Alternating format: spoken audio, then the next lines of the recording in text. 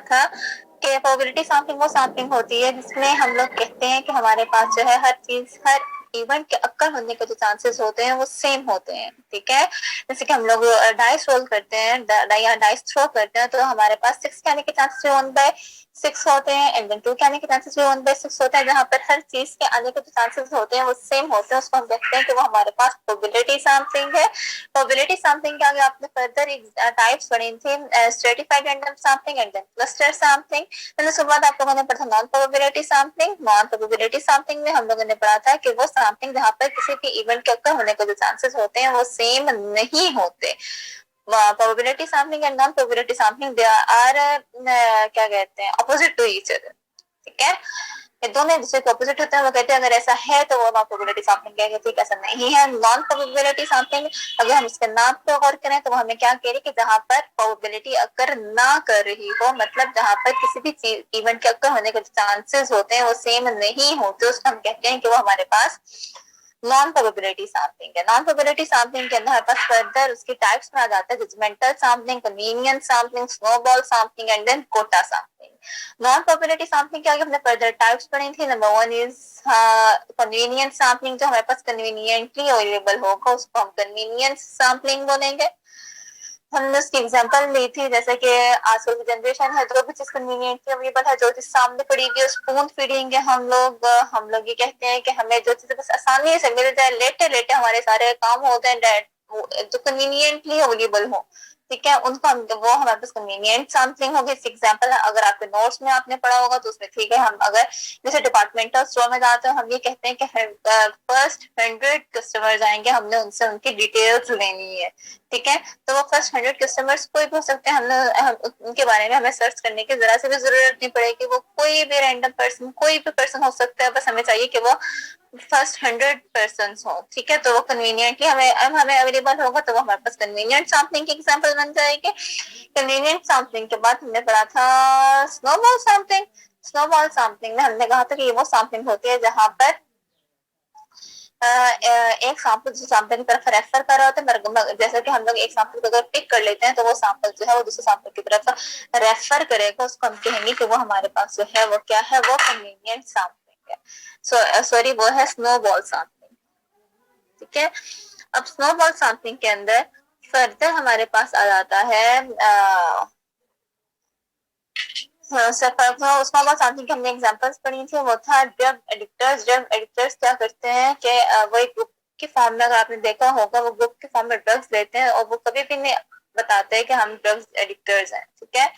अब फर्ज करें हम किसी ना किसी तरीके से एक पर्सन के पास पहुंच जाते हैं तो वो हमें अपने नेक्स्ट फेलो की तरफ रेफर कर देगा और नेक्स्ट फेलो उससे नेक्स्ट फेलो की तरफ रेफर कर देगा। वो क्या हो जाएगा, हमारे पास एक चेन बन जाएगी जिससे हम जो है अपने डाटा को कलेक्ट कर पाएंगे। इसको हम कहते हैं कि ये एग्जांपल है स्नोबॉल सैंपलिंग। जैसे जैसे स्नो फॉलिंग होती है, बच्चे स्नो फॉलिंग कैसे होती है कि वो चेन की फॉर्म में, अगर हम गौर करें तो वो एक के बाद दूसरी स्नो गिर रही होती है, दूसरे के बाद तीसरी स्नो फॉलिंग जब हो रही होती है, जैसे बारिश हो रही होती है तो एक कतरे के बाद दूसरा कतरा, दूसरे कतरे के बाद तीसरा कतरा, इस तरह से गिरा होता है, मतलब वो चेन से बन रही होती है। इस तरह से स्नोबॉल सैंपलिंग इसी तरह से है कि हमारे पास एक चेन से बन जाती है कि एक सैंपल जो है हमें दूसरे की तरफ रेफर कर रहा होता है, इसे हम स्नोबॉल सैंपलिंग कहते हैं।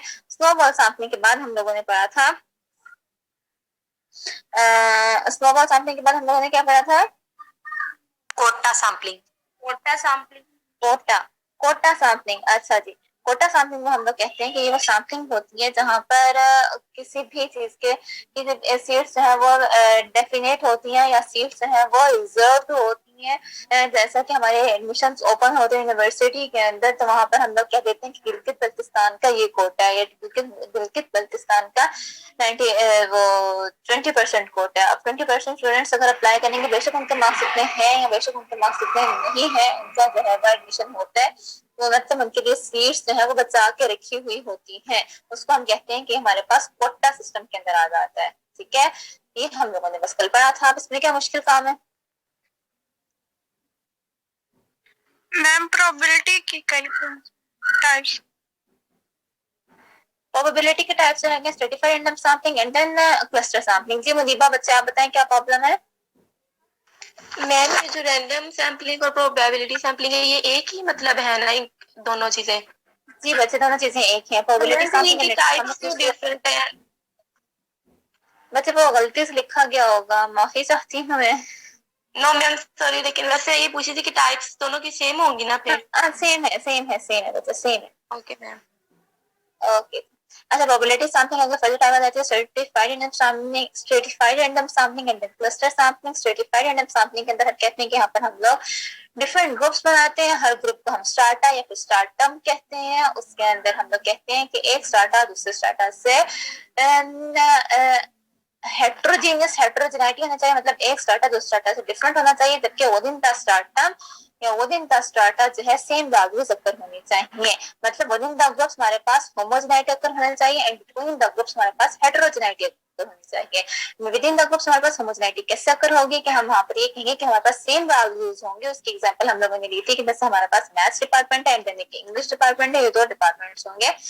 तो इसमें हम ये लोग ये बात करेंगे कि मैथ डिपार्टमेंट के अपने जो स्टूडेंट्स हैं वो सारे मैथ्स डिपार्टमेंट के स्टूडेंट होंगे, ठीक है। तो वो क्या हो जाएंगे, वो दे आर सेम, वो होमोजीनियस होंगे। तो अगर मैथ्स डिपार्टमेंट का इंग्लिश डिपार्टमेंट के साथ अगर हम कंपैरिजन करेंगे तो then these two groups are different. Maths department के स्टूडेंट्स मैथमेटिशियंस कहलाएंगे, जबकि इंग्लिश डिपार्टमेंट जो है वो लिटरेचर का डिपार्टमेंट है। They are different from each other, they are opposite to each other. एक साइंस डिपार्टमेंट है एंड एक आर्ट्स डिपार्टमेंट है, ठीक है। इन दोनों के स्टूडेंट्स एक साइंस स्टूडेंट्स कहलाएंगे, एक आर्ट्स स्टूडेंट्स कहलाएंगे।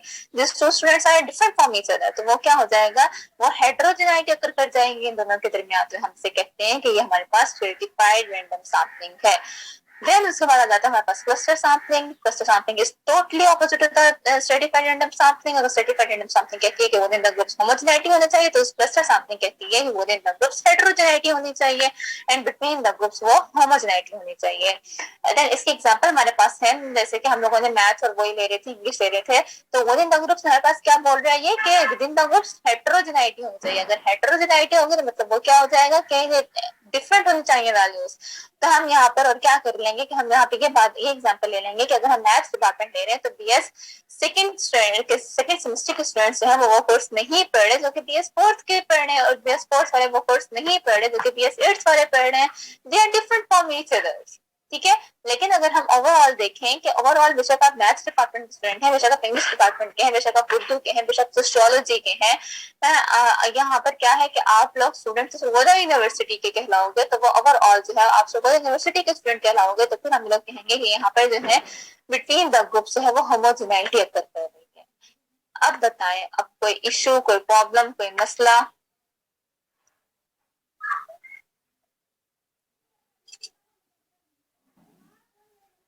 जी क्लास, सनीशु? No ma'am. Hello? No ma'am. देख लें, अब मुझे कल दोबारा ना कहते फिरिएगा मैम हमें समझ नहीं आई थी, काइंड ऑफ रिपीट कर दें ये बात।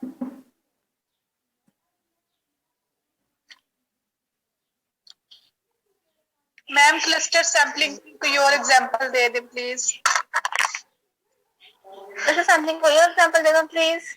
अच्छा जी, क्लस्टर सैम्पलिंग में हम लोग ये बात कर रहे होते हैं कि तो क्लस्टर सैम्पलिंग होती है वो क्लस्टर सैम्पलिंग होती है।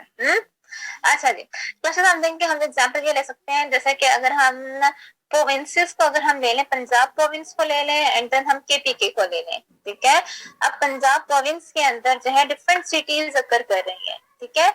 अब विद इन पंजाब प्रोविंस हम कहेंगे कि ये सरगोजियंस हैं, ये लाहौरी हैं, ये गुजराती हैं, ठीक है। अब ये क्या हो गया, विद इन द ग्रुप्स जो है हेटेरोजेनिटी अकर करेगी, ठीक है। लेकिन अगर हम ओवरऑल देखें देन वी आर ऑल पंजाबियंस, या हम ये कह सकते हैं वी आर ऑल पाकिस्तानी, ठीक। समझ आइए बात की? यस मैम, आ गया, थैंक यू मैम। वेलकम। और कोई एग्जांपल और कुछ पूछना हो तो अभी बता दें, तो हम नेक्स्ट टॉपिक स्टार्ट करेंगे, totally different from the last one. जी मैम, कर दे स्टार्ट। इजाजत है? Yes ma'am. यस चलेंगे बच्चे, थैंक यू। अच्छा, आप लोगों को मुझसे पढ़ने में कोई मसला या कोई इशू है तो काइंडली बच्चे आप मुझे ही कहिएगा, ताकि मैं अपना पढ़ाने का अंदाज जो है वो चेंज कर लूं, आप लोगों को कोई मसला ना आए। किसी को कोई इशू है मेरे पढ़ाने में, मतलब कोई सजेशन देना चाह रहे हो आप, मैम क्या आप ऐसा पढ़ाती हैं, आप अगर थोड़ा सा चेंज कर लें, इस तरह से कर लें, तो मैं उस तरह से भी करने को तैयार हूँ। जिस तरह से आप इजी हैं उस तरह से मैं इजी हूँ। मैम कोई इशू नहीं है, बस स्पीड थोड़ी सी कम रखें। यस मैम, आप सही पढ़ाते हैं। यस मैम, स्पीड ज्यादा कम क्या करती हूँ मैं?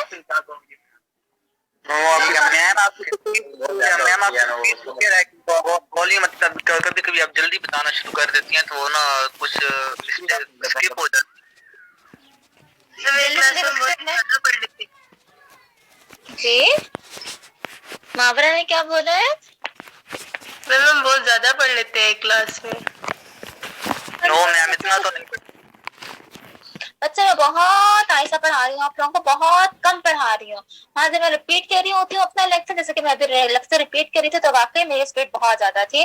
जब लेक्चर रिपीट हो रहा होता है तो बेसिकली अकॉर्डिंग टू मी, तो मैंने जज किया स्टूडेंट्स के अंदर, वो ये होता है कि आप स्टूडेंट्स कह रहे होते हो कि मैं जल्दी जल्दी टाइम खत्म हो, हम लोग अपना सोए, अपना खाएं, आप पिए, ठीक है। तो मैं उस वजह से अपना टाइम वेस्ट ना करूं ताकि मैं अगला टॉपिक जो है वो स्टार्ट कर पाऊं, इस वजह से जो है मैं आप लोगों को थोड़ा तेज पढ़ा रही होती हूँ। वैसे मैं कोशिश करूंगी कि मैं अपनी स्पीड और आहिस्ता कर लूं। इसके अलावा कोई और सजेशन है तो आप मुझे बताइएगा। स्टूडेंट्स कभी भी सेटिस्फाइड नहीं होते। I think so. सही है। No ma'am. ओके बाकी मैम ठीक है, आप पढ़ाते भी ठीक हैं, ज्यादा नहीं पढ़ाते भी, इतना ठीक होता है। इसका तो मुझे पता है, मैं ज्यादा नहीं पढ़ाती, बिल्कुल भी ज्यादा नहीं पढ़ा रही हूँ। मुझे ये लग रहा है कि जितना आहिस्ता मैं चल रही हूँ मेरा शायद कोर्स ही कंप्लीट ना हो। मैम हो जाएगा, मैम हो जाएगा, मैम हो जाएगा कोर्स कंप्लीट। मैम इतना टाइम भी नहीं आप पढ़ा रही। कल आपने 10 पेजेस पढ़ाए हैं, 9-10। ओह वाह अकबर, तो मुझ पे इल्जाम लगा रहे हैं आप। नहीं तो मैम कभी कभी हो जाता है, फिर रोजाना तो नहीं, कभी कभी ज्यादा पढ़ा दिया करें। अच्छा चलें, कभी कभी मैं पढ़ा दिया करूंगी। आज मैं आपको बिल्कुल भी ज्यादा नहीं पढ़ाऊंगा, आज आपको बहुत ज्यादा कम पढ़ाऊंगी, ठीक है? यस मैम, ओके ओके जी, थैंक यू। वेलकम जी, वेलकम। ओके बच्चे, एक स्टूडेंट पूछ रहा था मुझसे कि ma'am online classes physical classes कब होंगे? तो बच्चे हम लोग तो खुद दुआएं करें कि फिजिकल क्लासेस हो जाए, बस बहुत हो गया ये। अब फिजिकल क्लासेस देखते हैं कब होती हैं कब नहीं होती हैं। रमजान में भी इतनी टाइमिंग होगी हमारी? बच्चे लास्ट टाइम पे हमारी ये टाइमिंग चल रही थी, अब का मुझे कोई कंफर्म नहीं है ऐसा कुछ भी। अच्छा जी, आप पहले मुझे ये बताएं, what is the estimation, what is the estimate and what is the estimator?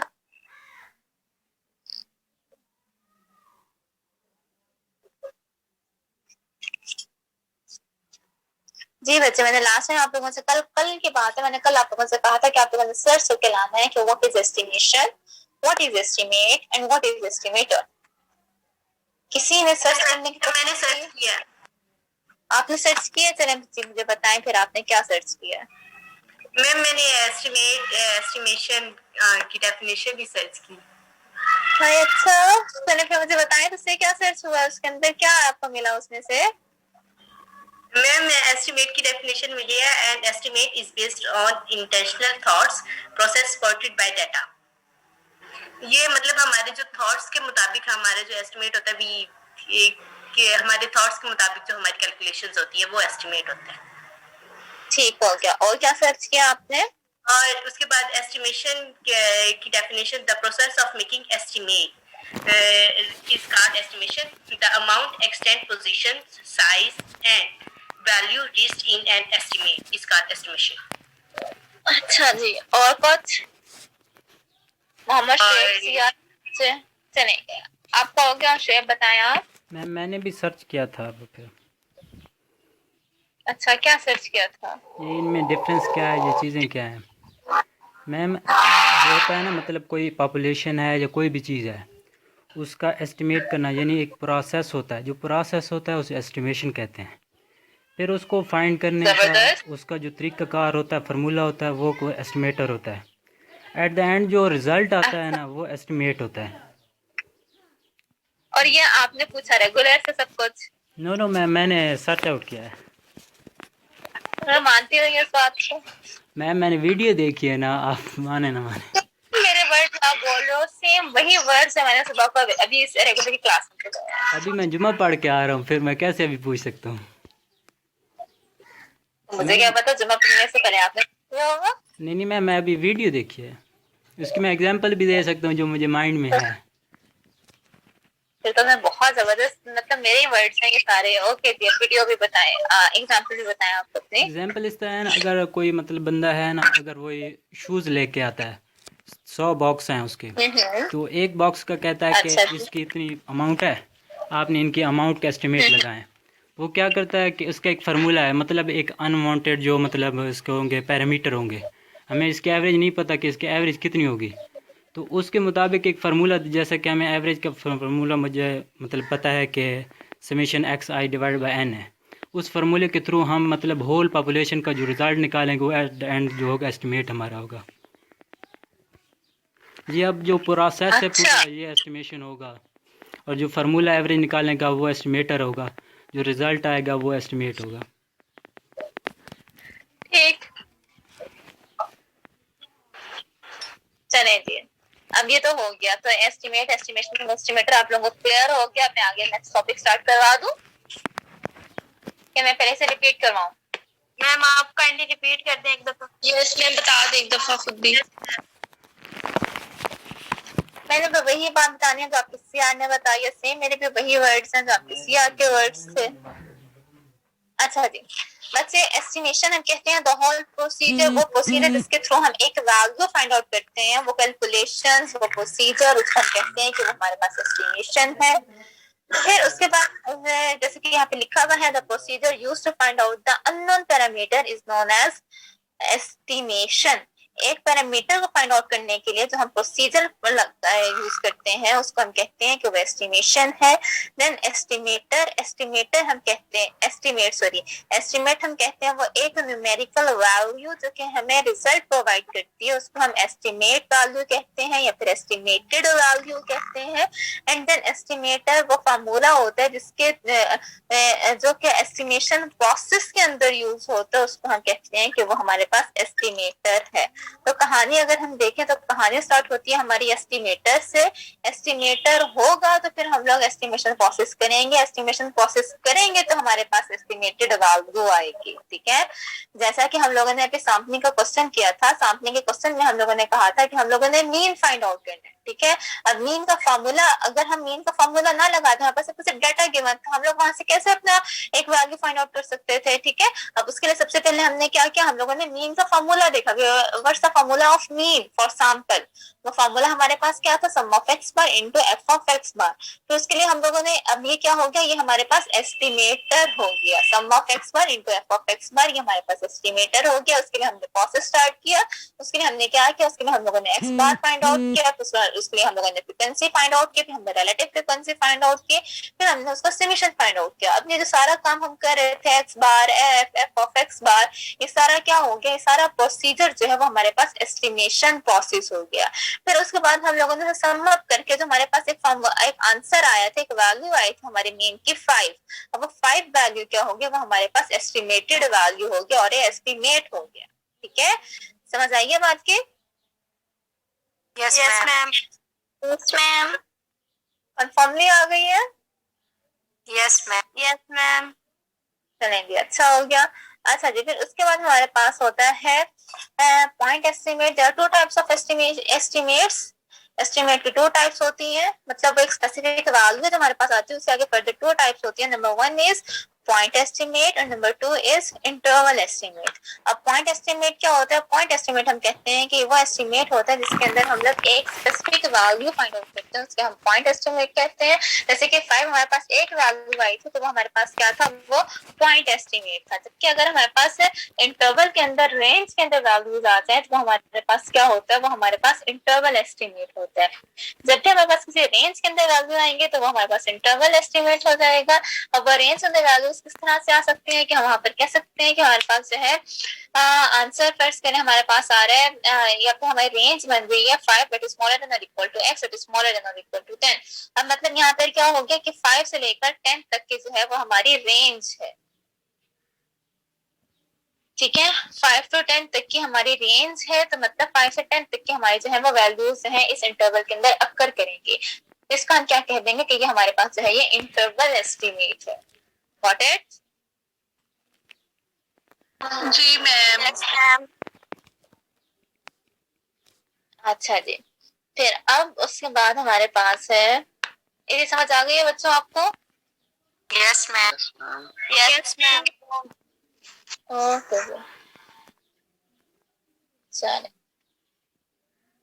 जब थक जाएंगे तो मुझे बता दीजिएगा, ठीक है?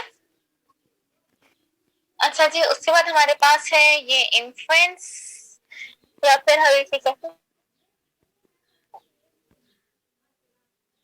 अब इसमें हम लोग क्या क्या बात कर रहे होते हैं, हम लोग कहानी यहाँ से स्टार्ट करते हैं कि हमारे पास स्टैट्स की बेसिकली 2 टाइप्स होती हैं और 2 ब्रांचेस होते हैं। स्टैट्स की 2 ब्रांचेस होती है हमारे पास। Number 1 is descriptive statistics and number 2 is inferential statistics, ठीक है? हमारे पास स्टैटिस्टिक्स के 2 टाइप्स हैं, inferential statistics and then descriptive statistics.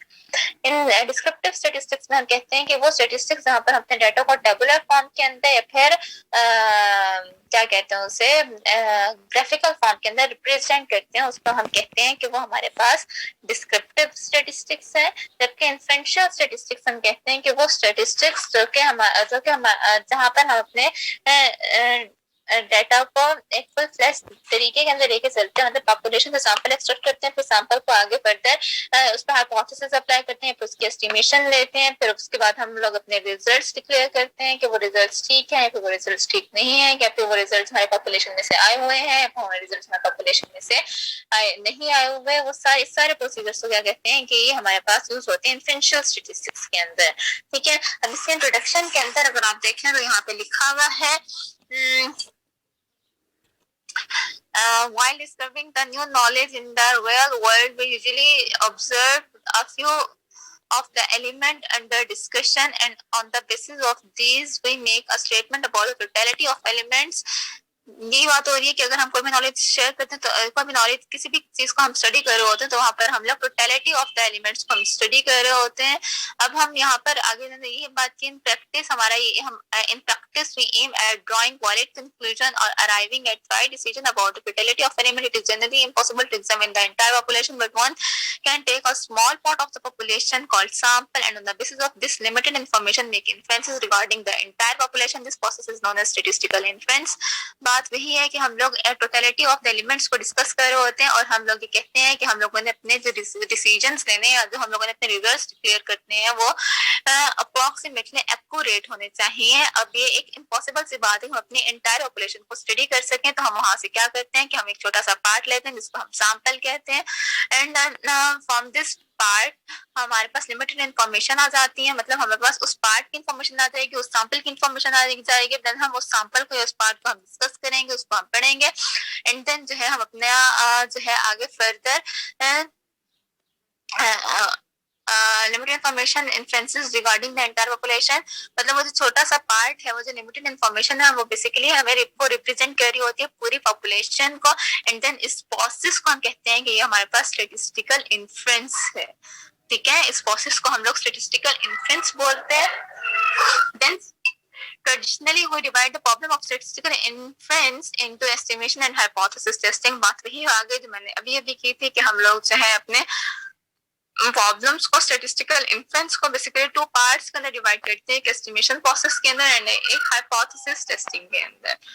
अब एस्टिमेशन के अंदर हम क्या करते हैं कि हम अपने स्टैटिस्टिक वैल्यू लेते हैं और स्टैटिस्टिक वैल्यू को हम कहते हैं कि अगर हम उसके एक्सपेक्टेशन लेंगे तो वो इक्वल आनी चाहिए हमारे पैरामीटर के इक्वल। स्टैटिस्टिक क्या होता है कि वो वैल्यू जो कि हमारे वो न्यूमेरिकल वैल्यू जो कि हमारे सैंपल की कैरेक्टरिस्टिक को डिफाइन कर रही है, उसको हम स्टैटिस्टिक कहते हैं। पैरामीटर जो कि हमारे पॉपुलेशन की कैरेक्टरिस्टिक को डिफाइन कर रही है, उसको हम पैरामीटर कहते हैं।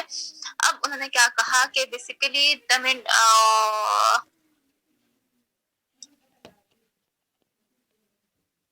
अच्छा जी, यहाँ पर क्या कहा है कि basically the main difference between 2 kinds of problem is that main difference होता है दोनों प्रॉब्लम्स के अंदर, किसके अंदर? एस्टिमेशन के अंदर और स्टैटिस्टिकल हाइपोथेसिस के अंदर। यार हाइपोथेसिस टेस्टिंग है, द मेन डिफरेंस है वो क्या है? In estimation we must determine the value of parameter और the value of several parameters. Estimation के अंदर क्या होता है कि हम लोग जो है या तो हमें पैरामीटर की वैल्यू फाइंड आउट होनी चाहिए या फिर हमें सेवरल पैरामीटर्स की वैल्यू फाइंड आउट होनी चाहिए। जबकि जो है हमारे पास वो जो हाइपोथेसिस टेस्टिंग होती है, इसमें हम लोग ये डिसाइड कर रहे होते हैं कि हम या तो एक्सेप्ट करें या फिर रिजेक्ट करें specific value of the parameter. कि हम लोगों ने जो पैरामीटर की एक स्पेसिफिक वैल्यू फाइंड आउट की हुई होती है उसको हम या तो एक्सेप्ट करते हैं या फिर रिजेक्ट करते हैं, उसको हम हाइपोथेसिस टेस्टिंग कहते हैं। ठीक है, हाइपोथेसिस टेस्टिंग के अंदर या तो हम अपनी स्टैटिस्टिकल वैल्यू को एक्सेप्ट या रिजेक्ट कर रहे होते हैं, जबकि एस्टिमेशन के अंदर हमारे पास स्पेसिफिक पैरामीट्रिक वैल्यू जो है वो होनी चाहिए। देन उसके बाद यहाँ पर है when we use a value of statistic to estimate a population parameter we call this the point estimation and we refer to the value of statistic as the point estimate of the parameter। अब यहाँ पर उन्होंने ये बात की हुई है कि जब हम लोग जो है स्टेटिस्टिक वैल्यू को यूज करते हैं to estimate a population parameter we call this the point estimation, तो फिर हम इसको पॉइंट एस्टिमेशन कहते हैं। एंड जैसा कि अगर हम यहाँ पे इसकी एग्जांपल हमें दी हुई है, if we use the value of x bar to estimate population mean mu और value of s square we estimate the variance sigma square we are in each case using a point estimate. यहाँ पे हमें ये example दी हुई है कि जब हम लोगों ने एस्टिमेट करना होता है अपने x बार से, हम लोगों ने म्यू बनाना होता है या फिर s स्क्वायर से हम लोग सिग्मा स्क्वायर बनाते हैं, तो वो हम क्या कहते हैं कि ये जो है हमारे पास पॉइंट एस्टिमेट है। मतलब x बार से हम म्यू बनाएंगे तो म्यू क्या है, एक स्पेसिफिक वैल्यू हमें गिवन करेगा। x बार से हम अगर म्यू बनाएंगे मतलब स्टैटिस्टिक से हम एस्टिमेट करेंगे पॉपुलेशन पैरामीटर को, पॉपुलेशन पैरामीटर म्यू को, तो वो हमारे पास एक सिंगल वैल्यू आएगी और वो हमारे पास पॉइंट एस्टिमेट होगा। सेम इस तरह से अगर हम s स्क्वायर से सिग्मा स्क्वायर बनाते हैं, मतलब एक स्टैटिस्टिक वैल्यू से एक सैंपल्ड वैल्यू से हम पॉपुलेशन पैरामीटर बनाते हैं, पॉपुलेशन के वैल्यू बनाते हैं, वो भी हमें एक सिंगल वैल्यू आंसर करेगा सिग्मा स्क्वायर, तो वो भी हमारे पास क्या हो जाएगा, पॉइंट एस्टिमेट। मतलब ये दो एग्जांपल है हमारे पास पॉइंट एस्टिमेट की। यहाँ तक समझ आई है बच्चों आपको? Yes ma'am. कंफर्म नहीं आई है या गुजर गया? यस मैम आ गई। ऊपर से तो नहीं गुजरा? No ma'am. Oh ma'am. हाँ चलिए।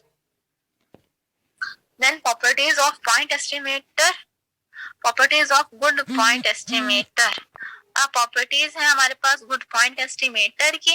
अब गुड पॉइंट एस्टिमेटर की प्रॉपर्टीज उन्होंने हमें क्या बताएंगे कि हमारे पास फर्स्ट रैंडम सैंपल है x1 से लेके xn तक, एंड देन उसका प्रोबेबिलिटी डेंसिटी फंक्शन है। प्रोबेबिलिटी डेंसिटी फंक्शन जिसे हम पीडीएफ कहते हैं, सिंपली आप कहते हैं कि वो हमारे पास उसका फार्मूला है f of x of theta, और हम ये चाहते हैं कि हम जो है कि हमारे पास जो रैंडम कि हम यूज करें अपने रैंडम वेरिएबल्स को और अपना पैरामीटर फाइंड आउट करें थीटा, और वो जो पैरामीटर है वो अननोन है। तो यहाँ पर उन्होंने कहा इन particular theta hat x1 x2 up to x of n be a function of sample value which we use a point estimate of theta, the corresponding function theta hat x1 x2 up to xn of random variable itself a random variable in any function। अच्छा, simple सी बात यहाँ पर ये की गई उन्होंने कि हमारे पास जो गुड पॉइंट एस्टिमेट होता है उसके जो है ये सारे उन्होंने बात बताई है कि अगर हम वहां से हमारे पास random variables x1 x2 up to xn है और उसका फार्मूला अगर हम f(x) of थीटा यूज करते हैं तो हमारे पास जो parameter estimate of the parameter आएगा वो थीटा आएगा। एंड देन फिर उन्होंने हमसे ये बात की है यहाँ पर कि जो हमारे पास अगर हम अपने डिजायरेबल प्रॉपर्टीज चाहते हैं तो हमारे पास जो है हम लोग कहते हैं कि हमारा जो एस्टिमेटर है उसके पास फॉलोइंग प्रॉपर्टीज होने चाहिए। अगर उसके पास वो फॉलोइंग प्रॉपर्टीज होंगे तो हम कहेंगे कि वो गुड पॉइंट एस्टिमेट है। अगर उसके पास फॉलोइंग प्रॉपर्टीज नहीं होंगे तो हम कहेंगे कि वो गुड पॉइंट एस्टिमेट नहीं है। अब वो प्रॉपर्टीज कौन कौन से होने चाहिए? Number 1 is unbiasedness, number 2 is consistency, number 3 is sufficiency and number 4 is efficiency. ठीक है, अब नंबर 1 हमारे पास क्या है? वो हमारे पास है अनबायस्डनेस। अनबायस्डनेस के अंदर हमें क्या कह रहा है? An unbiased estimated is one of the expected value is equal to corresponding population parameter, otherwise the estimated is biased। अब उन्होंने क्या कहा कि एक अनबायस्ड एस्टिमेटर जो है वो होता है कि जब हमारे जो पॉपुलेशन पैरामीटर की जो वैल्यू आई कि हमारे पास जो पॉपुलेशन पैरामीटर आया वो इक्वल होना, हमारे पास वैल्यू आई है वो पॉपुलेशन पैरामीटर के इक्वल होनी चाहिए, अदरवाइज जो है वो हमारा जो है वो वैल्यूज जो है वो ठीक नहीं आएंगी। मतलब हमारे पास जो एक्स बार है वो इक्वल होना चाहिए पॉपुलेशन पैरामीटर के। वो क्या होता है एक्स बार का पॉपुलेशन पैरामीटर? वो हमारे पास न्यू होता है। अगर वो इक्वल आ जाएगा तो हम कहेंगे कि वो अनबायस्ड है, और अगर वो इक्वल नहीं आएगा तो हम कहेंगे कि वो बायस्ड पैरामीटर है। अब उन्होंने ऐसे एग्जांपल दिए हुए, commonly suppose a statistic theta hat is used to estimate the operation parameter theta. ज्यादातर हम लोग यूज कर रहे होते हैं थीटा हैट एस्टिमेट करने के लिए पॉपुलेशन पैरामीटर थीटा का। मतलब हम ये कह रहे होते हैं कि अगर थीटा हैट को हम एस्टिमेट करेंगे, मतलब थीटा हैट के हम एक्सपेक्टेशन लेंगे तो वो इक्वल आनी चाहिए हमारी थीटा के। अगर वो इक्वल आ जाती है हमारी थीटा के तो हम कहेंगे कि ये अनबायस्ड है। और अगर वो इक्वल नहीं आती हमारे एक्सपेक्टेशन ऑफ थीटा हैट, अगर वो इक्वल नहीं आती थीटा को, तो हम कहेंगे कि वो बायस्ड है। The statistic theta hat is said to be an unbiased estimator। Expectation of theta hat जो है वो अनबायस्ड एस्टिमेटर होगा अगर हमारे पास expectation of theta hat that is equal to theta आएगी। और अगर हमारे पास एक्सपेक्टेशन ऑफ थीटा हैट नहीं आएगी थीटा के इक्वल, तो हम कहेंगे कि वो बायस्ड एस्टिमेटर है। और बायस्ड एस्टिमेटर को हम लोग डिफाइन करते हैं biased theta hat that is equal to expectation of theta hat minus theta. ठीक है, या फिर हम लोग यहाँ पर ये बात कर रहे होते हैं कि एक्सपेक्टेशन के एक्स बार जो है वो एक अनबायस्ड एस्टिमेटर है पॉपुलेशन मीन म्यू के। या फिर हम लोग ये कहते हैं कि एक्स स्क्वायर जो है वो एक अनबायस्ड एस्टिमेटर है सिग्मा स्क्वायर के। ठीक क्लास, आइए इस बात की समझ। दोबारा बता दें मैम, रिपीट कर दें। अच्छा जी, रिपीट कर दो। रेपिटेशन के अंदर ये मैं बात कर रही हूँ कि हमारे पास जो है गुड पॉइंट एस्टिमेट की 4 प्रॉपर्टीज होनी चाहिए। कहानी स्टार्ट हम यहाँ से करते हैं। गुड पॉइंट एस्टिमेटेड की हमारे पास 4 प्रॉपर्टीज होनी चाहिए। और 4 प्रॉपर्टीज कौन कौन सी हैं? तो 4 प्रॉपर्टीज हमारे पास है अनबायस्ड,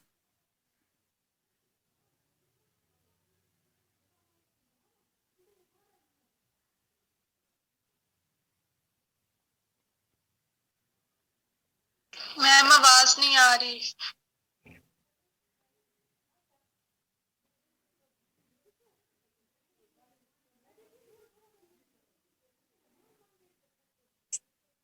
अच्छा जी, हमारे पास 4 प्रॉपर्टीज होनी चाहिए। और 4 प्रॉपर्टीज हमारे पास कौन कौन सी हैं? अनबायस्डनेस, consistency, sufficiency and efficiency.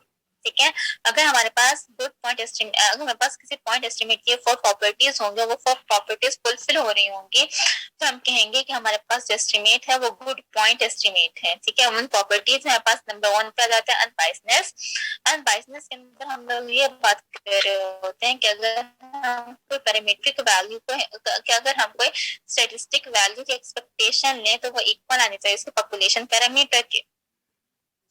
Simple words, अगर हम सैंपल स्टैटिस्टिक लेंगे, मतलब कि अगर हम म्यू लेंगे और म्यू की एक्सपेक्टेशन लेंगे, एक्सपेक्टेशन ऑफ म्यू लेंगे, तो वो इक्वल आनी चाहिए हमारे उसके पॉपुलेशन पैरामीटर के। नहीं, एक्सपेक्टेशन ऑफ एक्स बार लेंगे। स्टैटिस्टिक क्या है? मीन की स्टैटिस्टिक क्या होती है? एक्स बार होती है। मतलब अगर हम सैंपल स्टैटिस्टिक लेंगे मीन की, सैंपल स्टैटिस्टिक मीन क्या हो जाएगी? एक्स बार हो जाएगी। एक्सपेक्टेशन ऑफ हम एक्स बार लेंगे तो वो इक्वल आनी चाहिए हमारे म्यू के। अगर वो इक्वल आ जाती है म्यू के, तो हम कहते हैं कि वो हमारे पास जो है वो अनबायस्ड एस्टिमेटर है।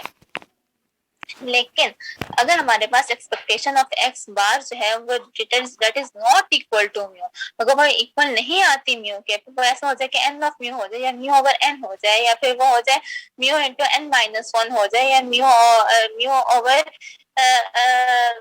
म्यू माइनस 1 हो जाए, तो वो क्या हो जाएगा? वो हमारे पास बायस्ड एस्टिमेटर बन जाएगा।